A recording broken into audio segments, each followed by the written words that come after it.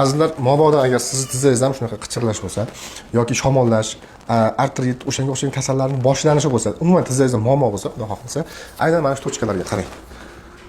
Xo'sh, mana shu sohaga ikkita yonboshga mana. Buni ustiga unchalik shart emas mana. Mana shu sohalar ochiq bo'ladi. Xo'sh, dumba qo'yamiz. Xo'sh, bundan arablar juda ham ko'p foydalanishgan, hozir ham qilishadi. Umuman grijaga ba'zida dumba qo'yishadi. Mana. Xo'p.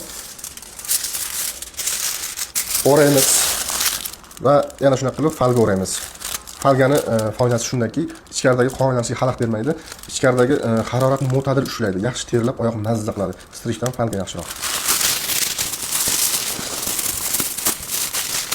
Mana shunday qilib o'rab olamiz va ustidan yupqaroq bironta choyshab yoki sochiq bilan yana o'raymiz. Buni albatta funksiyasi o'sha falga ichilib ketmasligini oldini oladi va ichkaridagi haroratni mo'tadil ushlab yaxshi qizdirib beradi. O'tga safar aytganimda sandal vazifasini bajarib beradi. Azizlar, tizza uchun ajoyib bu retsept amaliyot. Xudo xohlasa chotki qiladi.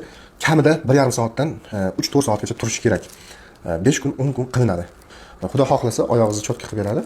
Agar tizzangizda kuchliroq muammo bo'layotgan bo'lsa, bunaqa narsalar foyda qilmayotgan bo'lsa, quyidagi raqamlarga murojaat qilasiz. Xudo xohlasa, tizzangizda muammo bo'lsa, davolab beramiz.